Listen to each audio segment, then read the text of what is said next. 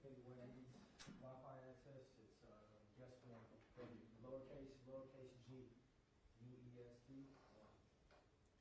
Gene, U-E-S-T, all lowercase? Correct. And just the one. Correct. Correct. Thank you. You good?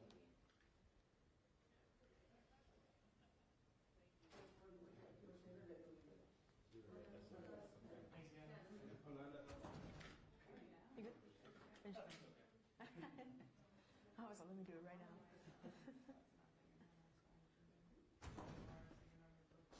The Telemundo Univision reporters were like, hey, how do we get in? I was like, oh. So I went out there and I told her, I was like, hey, can you go get them? And she was like, oh, yeah.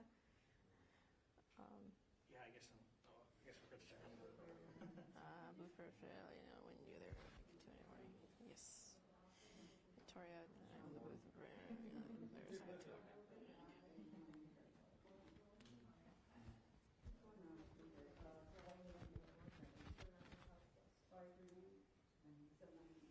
So if we need them to edit it, would you tell them? Or would Yes, actually, thanks for that. Yeah. I'll text Colin now. I can't do it. We're starting with race. No, yeah. Hey, we're going to talk to Nathan. We got a meeting coming up. I'm coming from backpack, please. I can't get any service in the shop. Just verifying, guys. You guys think we should keep these mics up here, these extra mics, you guys, or should we get rid of them? Depending on where they're gonna sit. Okay. I don't. How many are there? Just Oh, get yeah. rid of them. One, two, Get rid of three, them. four. Yeah. There's gonna be more people. Yeah, that's what they, yeah. I'm not sure what they said it was. Okay, okay, so just give it Maybe a three. Isolate it. That's why we put it in the middle, so 1 and 2. Cool. And then if it's 3, we'll just move that over, so it's Okay. middle 2 and 3. Okay, cool. So I That's just get right. rid of these? Yes, sir. Okay, gotcha. If you don't mind. Absolutely. Thank you.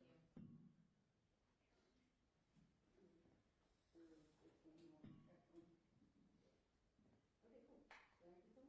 Thanks, bye. I'm waiting for this to happen. We might have there might be 3 people that is using it.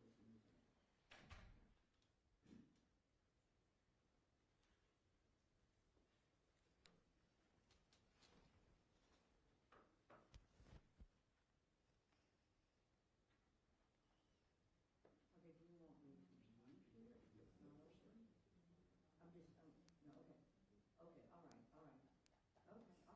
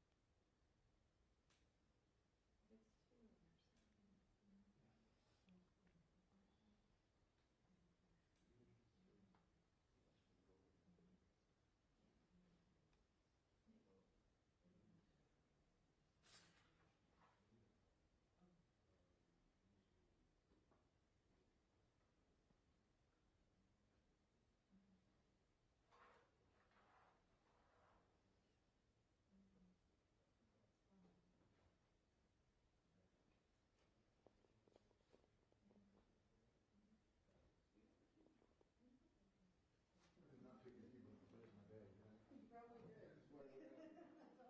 Mike wants to know if Phil's going to be picking the song.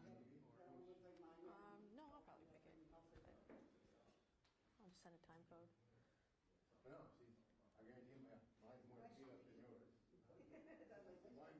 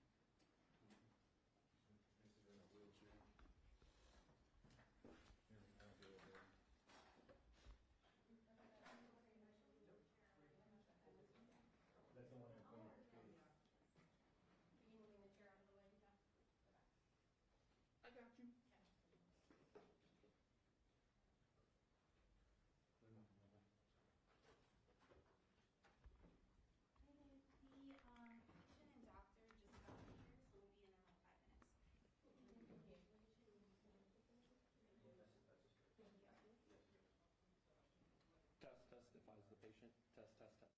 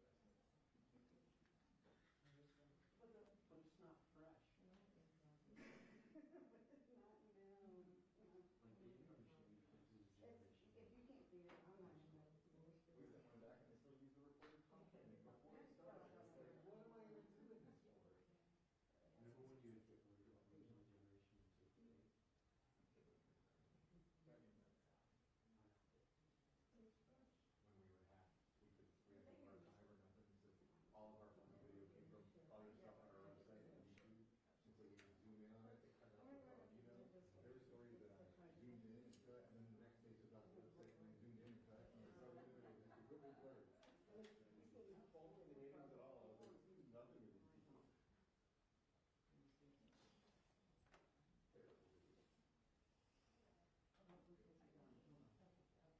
was about to start sending text messages and they're just going, no, not happening, wait till 5, get over it.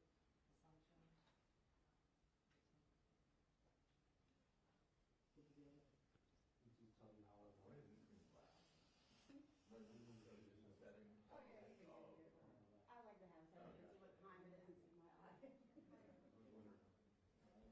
No, I know she told me. I told her, I remember shooting with this back on my line, and I tried to roll her shoulder, and she's like, is that like a TV play? Sort of.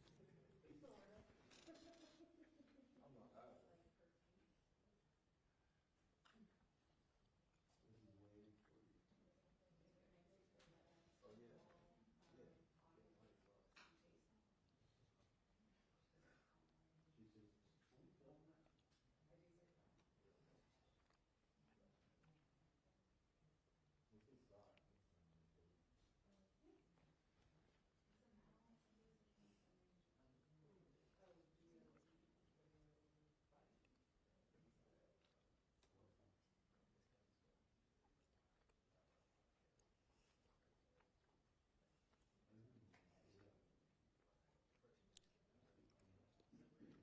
Remember that? No, I just missed that era. So Michelle, they talked about formats. What was the first format you shot on? 3/4 inch tape. There you go. Shot on an inside. That was a big old RCA thing, you know, like side by side with your true, I had just missed film, so I don't like. I missed it by longer than that. The camera, the belts, the light belts for the M7s. Oh, yeah. Get a deck, On the like left. a camera and a deck, the size of a suitcase. Strap it, and you have the camera on your shoulder, and it's just,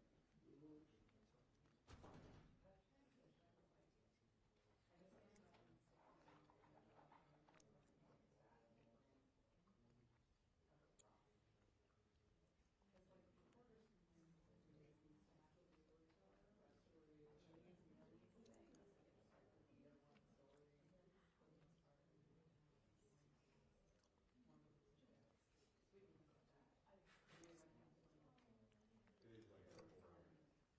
is like triple wide. We never did that. we I never, don't think we did that's that. film. I never did film. I think we did. I didn't even take it with voice back tape.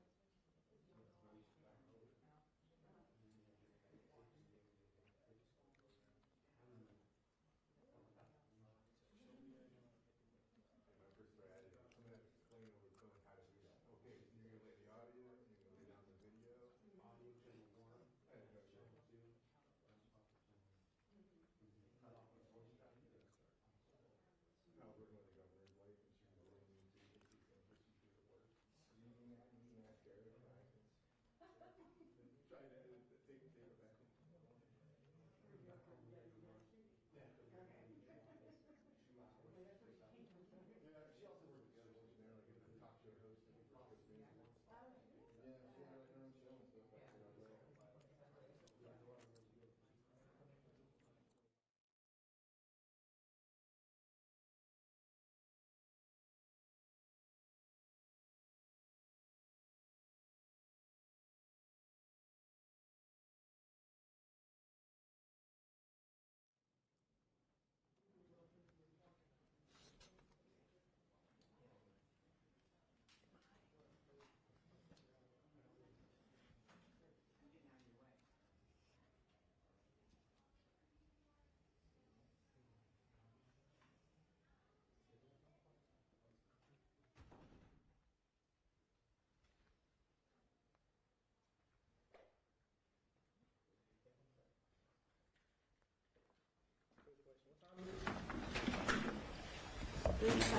Thank you. All right.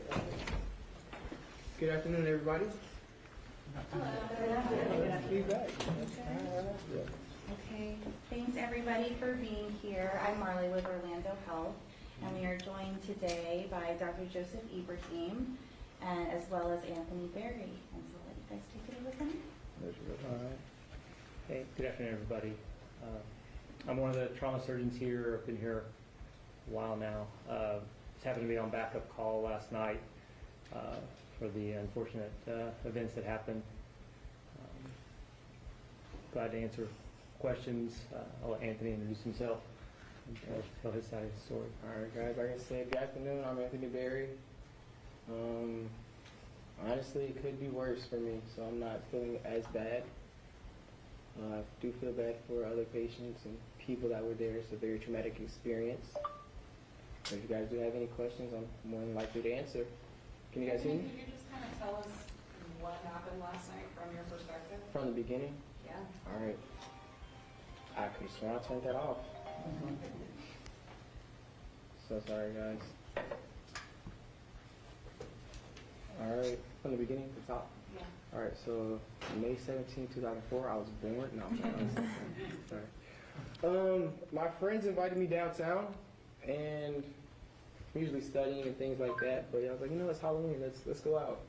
Like, just having fun. That's what you want to do as a young kid, young adult. And my friend, also co-worker, we went to walk around, talk to people, see whose outfit's better, things like that. Kids fun. And I saw a gentleman taller than him, tall black male, saying, I saw him push like his way through the crowd. It's crowded. It was very crowded last night. But then I saw him push my friend like excessively, like just very uncalled for and things like that. I knew he was coming this way, so I put my hand out like that. And then right there, just to create the separation, I didn't want to get pushed. I'm not the biggest guy, but you're going to have to work to push me. It's like that. So after that, like immediately, everything happened quickly right after that, guys. He started getting aggressive, verbally, increasing his tone of voice, things like that. Honestly, I don't know what he said. I do know somebody was there behind him telling him to chill out and trying to de-escalate the situation. It just happened so abruptly, and I was just observing it. So when that happened, it's like I said, everything happened so fast. He pulls out, just hand motion like that, very quickly, and then I just automatically just duck, crouch, if you say. Like, and when I say this went back to back, it was crouch, boom, I just saw a light flash. Like in the movie, you see the white light. I was like, oh, wow. I didn't do it fast enough. But thank God I'm still here, because obviously I did, with the help from ORC and everybody else that was there that night.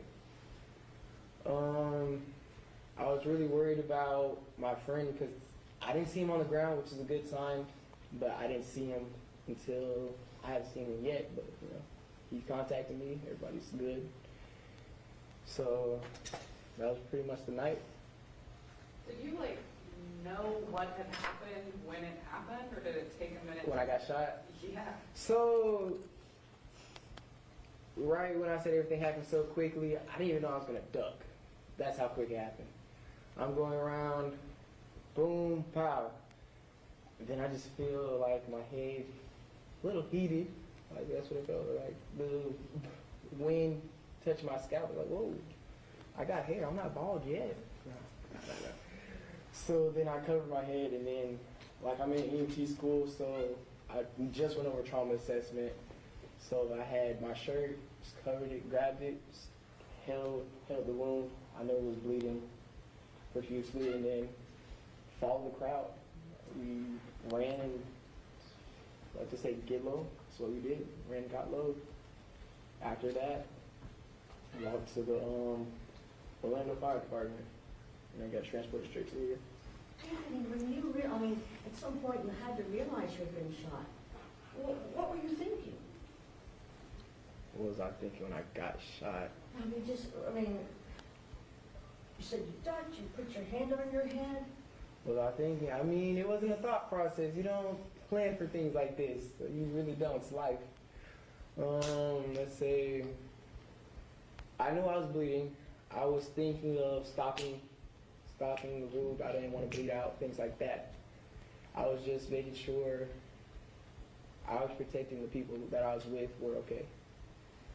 Dr. Ibrahim, he mentioned he got lucky, but could you talk about just how lucky that is? I mean, that's I didn't a millimeter difference maker. Absolutely. I mean, there's minimal protection there, obviously, and even it's not just that if it's a penetrating wound. We see what we call blunt injury from just the concussion effect. So it just depends on the type of weapon that used. You know, if it's a higher power, lower power. Fortunately, this must have been lower power based on the injury patterns we've seen. But you're right. I mean, there's really not much protection there. Just skin in the skull, and then that's it. And otherwise, it's a much different day for him.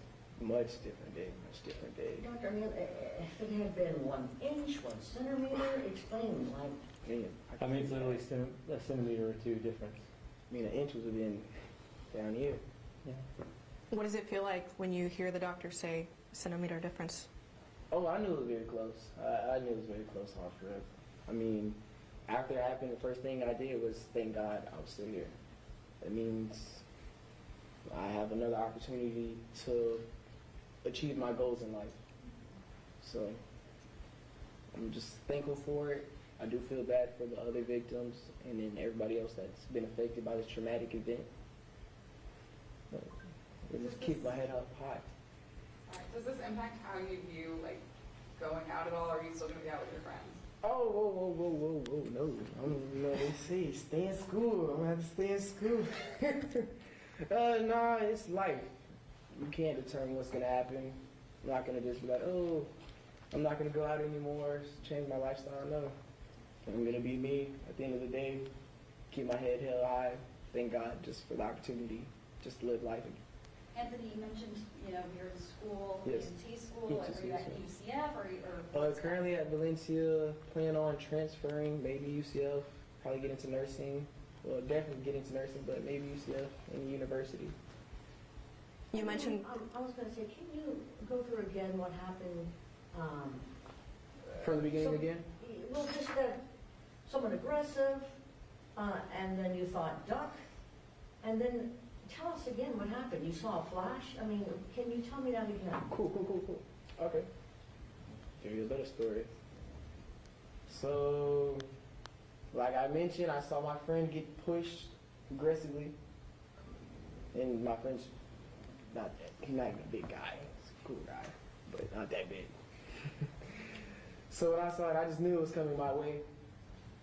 That's why I had my hand out like this, just to, you know, just avoid that situation. The dude got aggressive immediately. Everything was so fast. I didn't have time to react to things like that. I just observed his body language. I knew it was a threat, not a gun threat.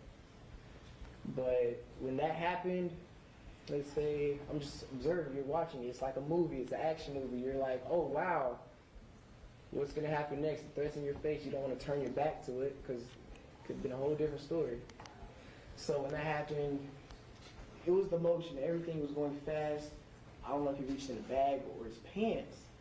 However, I just realized maybe he's going to pull a gun. Quick thought process. By the time he did that, actually pulled a gun. I didn't get a great look. I knew it was a pistol. What I did see was pulled it out. Pow! Before the pow, I already ducked, crouched. So I crouched, still facing towards him like I'm facing towards the cameras.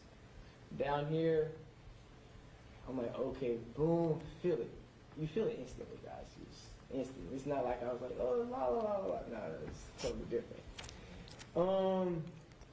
I felt the blood, and then that's when I covered the wound. The shooter, I didn't see him. Like, pow, after that white flash, when I could see everything after that, he was gone. To my knowledge, I did hear a couple more gunshots right after, but that's when the crowd started running the opposite way. I followed the crowd and got low. What did you notice in terms of police response right after that? Did you see anything? What I did see, because I wasn't going to stay low for too long, I didn't want to bleed out. What I did see was officers were walking towards that direction where the gunshots were. They were just doing their job, taking care of the threat. So I just want to be clear, you saw him pull the gun out and then you crouched? The motion I already anticipated, is not looking too great for Mr. Berry today. What is it like, you know, you want to say you want to go to nursing school. Does this motivate you even more after experiencing this? Absolutely, absolutely. I'm here for a reason. That's what I believe in. I'm still here for a reason. I have an opportunity to better my life. So if it wasn't for not nursing, but I already took my midterms for EMT school. You should have killed me before that. Saved me a big headache, but I'm good. It just motivates me even more to pursue my dreams for school and like sports and things like that. Have you heard from your friend? How's he doing? He's perfect. He did not get shot or anything like that. I will display that information. Can you tell us what it felt like to get shot? Do you remember what it felt like at all? Yes, exactly. It's happened like last night, today.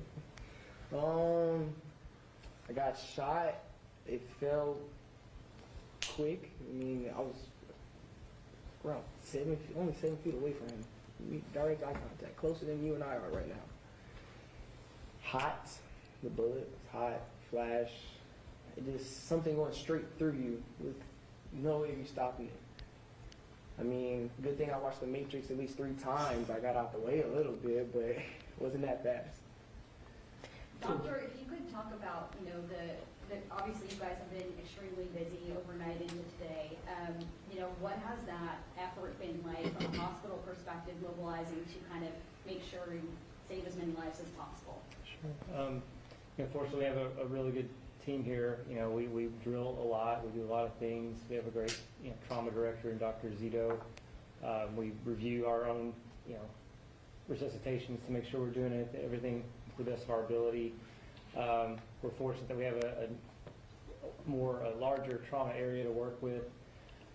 So really, it was fairly well organized. When you respond to something like this, obviously you wonder, what all are the circumstances surrounding it.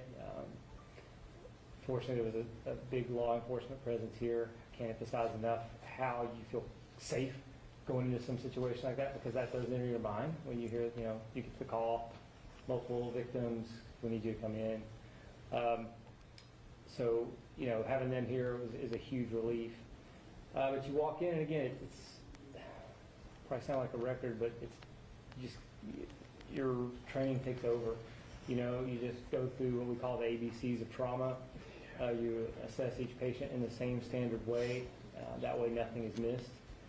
And, the only difference with these type of events is you truly are trying to think of how do I make it so that we have enough capacity for the next victim to be well taken care of. So, if somebody has maybe less severe injuries, how do we move them from the trauma room to maybe a room that we take of the less severely injured? Things like that. So really trying to create space and capacity. And at last check, I think we saw 2 patients had been discharged from ORMC. Is that, do you know if that's the latest? I'm sorry, I'm not sure of that status. Yeah, I apologize. Doctor, what was the emergency room like? Again, it was very well organized. I know I'm always into this. What were you thinking? You worked Pulse, is that correct? Yes, ma'am. Are you thinking, not again? Are you heartbroken? I'm asking for questions from the heart. Of course you think, not again. You get the call, and honestly, when I first, it was actually Dr. Chad Smith was on call again last night, the same one that called me in on Pulse. And first I really had to kind of wake up a little more and say, is this really happening again? Once, it took like 5 seconds, you realize, okay, you're awake, this is happening. So, unfortunately, that experience kind of had me already knowing, kind of what to expect. I do think, again, we've approached these kind of events a little differently as far as our training goes, as far as our preparation goes, even the fact that we've got larger trauma room now than we had back then. So it just allows us the same high standard of care, but just makes it a little easier to facilitate those kind of things from a providing care standpoint. And as you're driving from your home to the hospital, what is going on through your mind? You were in the emergency room during Pulse. So you really don't know what to expect. I'm thinking, okay, if I, the different type of injuries going through my head with gunshots and penetrating trauma, and how to manage each one. Whether it's a head injury, whether it's injury to the torso, to the chest or abdomen. How are we going to manage that? How am I going to help triage? How am I going to work in concert with Dr. Smith so that, again, to somebody's point, we're taking care of the most number of people and giving them the best chance of survival. But I'm always asking, as a person, as a human who lives here in Orlando, this is your community. Sure. Were you thinking, not again? Of course. I mean, that goes through your mind after the fact, really. At the time, you know, I've been told that us trauma surgeons are incredible at compartmentalizing that things, life. I never really thought about that till later on, but you really, you focus on the job at hand. I know that sounds cold or robot-like, but you really try not to get caught up in the emotion of those kind of things. Of it's your town. After the fact, yes, all that hits you. You know, I'm thinking, I'm glad my 20-year-olds weren't down there. You know, I'm thinking, you know, what about these poor individuals? How many people have been affected? Not just the ones that got shot, but the ones who saw people got shot, the cops that saw that. The shooter himself, what in the world happened that made him, and now his life is forever changed? I mean, everybody, so many people are changed. Kids are changed that now won't go downtown. There are parents that are going to say, I'm not letting my kids do this. I mean, there's so many things that are impacted by stuff like this. So as far as, Anthony, your injuries, Yes. I mean, was it stitches or what, I don't know, doctor, that's a better question for you, but like what kind of No, I'll let him. injuries? He knows what he got. I know exactly what I got. I know how many.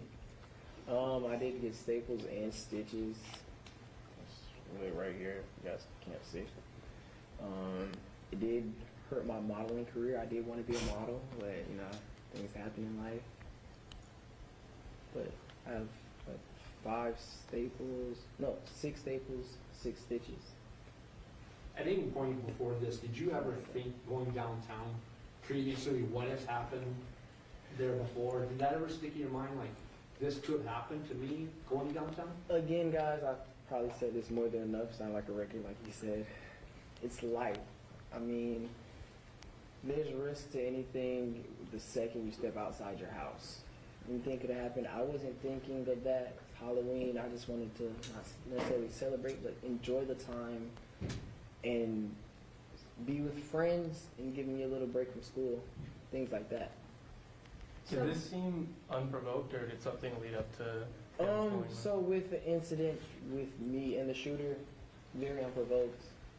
You're thinking, you're downtown. Everybody's thinking, this couldn't happen to me. You're not thinking it's gonna happen to you until it just does. I mean, based on what I told you guys, I didn't provoke the guy or anything like that. He was just a random guy. Yeah, you're just a random guy. I've never seen a guy in my life before. All I know is, probably even if I didn't go downtown, this probably would have happened tonight. And doctor, one of the anchors wanted me to ask about whole blood, if that had any role in kind of helping to save more lives. Right. We use that a lot. We use it every day here at the trauma center. It's something that is very important to a lot of our patients. I'm not aware of anybody that required it last night, fortunately.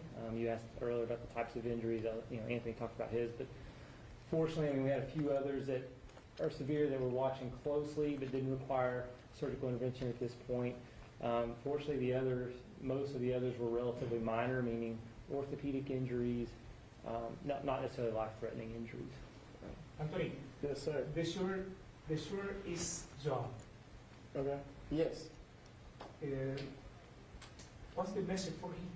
For him? What's the message for the young people right now? Young people, man. The way I live my life, if you guys haven't noticed, I'm a social butterfly. My dad taught me you attract more bees with honey than you do salt or vinegar. So just be positive, just love people, enjoy life. It could end instantly. So message, are you dealing with any issues? Just call out to friends or things like that, guys. Just it never had to get to that point like it did last night, especially for somebody that's young. You said young. Do you know how old? How old was he? Do you have 17. 17. Yep. Dude, you're 17. Threw your life away. There's no forgiving that. It's an instant that changed not only my life, not only his life, not only your lives, but people that don't even have a chance to wake up this morning. Doctor, as we're approaching, we continue the Halloween weekend. I know Orlando Police Department was concerned about the safety going up this weekend. How is the hospital preparing for that?